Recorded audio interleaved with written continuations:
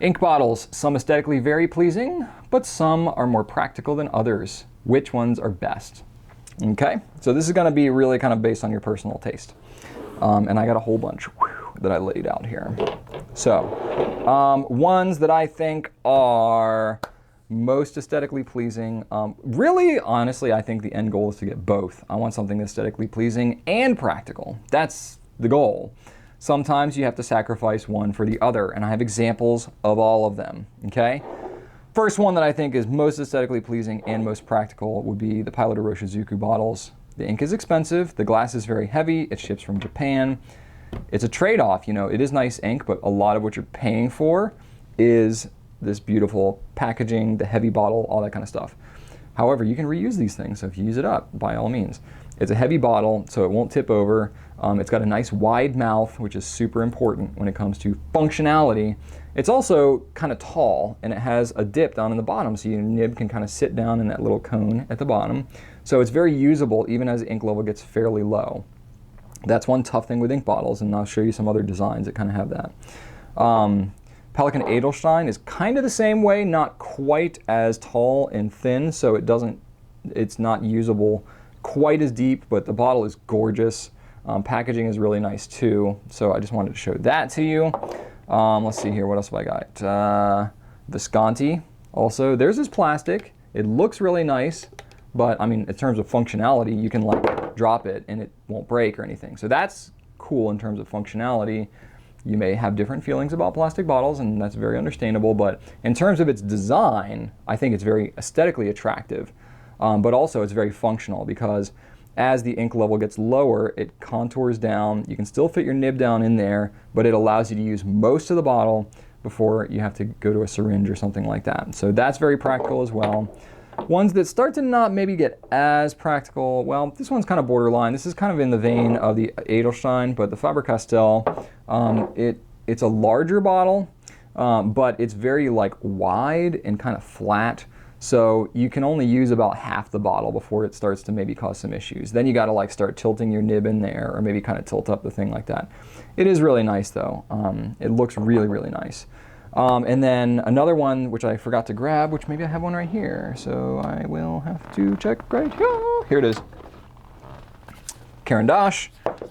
This one is also kind of cool, very aesthetically pleasing as well, but it tilts to the side like that. So it's kind of cool. You can get your nib down in there. Kind of practical, very aesthetically pleasing.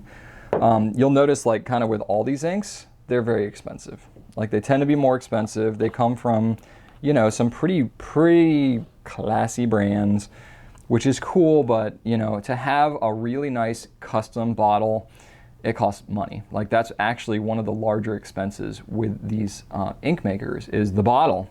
And then the heavier and chunkier and more customized the bottle, the more expensive, but it's also expensive to ship. A lot of them come from, actually all of these come from overseas.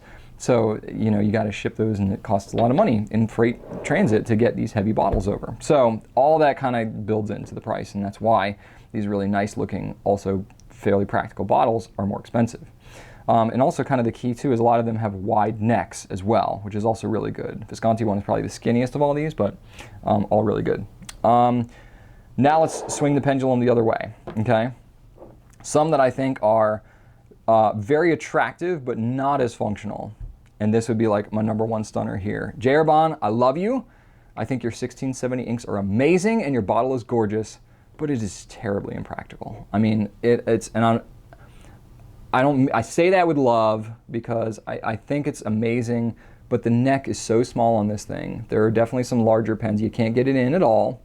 And then when you do, because the neck is so skinny, it can only go straight down. You can't tilt it, you can't do anything. So it's like you're kind of limited once you get near the bottom of this bottle as far as what you can actually do to fill it. So your ink syringe pretty much has to be your best friend in that case. And then even the J.Herbin, the 30 ml bottle, which is also very attractive, you know, and it's even got a little pen rest on there. Not that most modern fountain pens will fit on there. I mean, it won't really, it's made kind of more for a dip pen, which it's not a dip pen ink, so it's aesthetic, but it's not super functional. And then the mouth is wide, but it's so flat and wide that if you're using this bottle, you definitely can even use more like, even half the ink before you got to start doing weird things with the bottle to get it out there. So this is another one that I think is beautiful, but is not as practical. Now let's talk about ones that are very practical, but are not beautiful at all. And I would say that, well, both Noodlers and Private Reserve kind of take the cake with that one. Let me see if I can even get this out of here. It's always difficult to open the Noodlers boxes without ripping them. That's what I'm trying to do right now. There we go. And this is my beloved Noodlers Liberties Elysium, which, you know, I know some of you feel different ways about some of these inks, but this is the this is now the Noodlers bottle that's coming temporarily for the next few months, hopefully. Here's the original Noodlers Liberties Elysium, which is not bad. Like, this is a fairly attractive bottle, very functional. The reason Nathan uses these bottles is because it can hold so much ink and it's square, so the packaging itself, like the bottle, fills pretty much the whole box. There's no fluff. So when he's shipping them and whatnot, it's very, very economical to ship, and it keeps his prices down. That's why he does it. He's had trouble sourcing. Apparently the people that make the bottles are in the process of selling the dyes or whatever that's used to make these things to another company, and it's taken a while to get it set back up. So in the transition, he's going to these plastic bottles, which I know everybody has feelings about these plastic bottles, not generally positive. However, he can get a little more ink in here, but it's a plastic bottle. And it's an opaque bottle, so it's actually going to be a little bit better for storage because it won't have UV stuff, but it's not the same. Like, it just doesn't look the same. You can determine if it's better for you or not. But very functional. It's tall, so you can fill for a long time. It holds a ton of ink. It's very economical. The mouth is nice and wide. And being that it's plastic, again, you can drop it. It's not going to break. But it's certainly just doesn't look as fancy. And then another one is Private Reserve. I love you, Private Reserve, but your packaging is a little dated, and that's okay. I understand. They've gone through some transition stuff. The founder of Private Reserve passed away last year, and that's very unfortunate. This is the same kind of thing. It's designed for utility more than for aesthetics.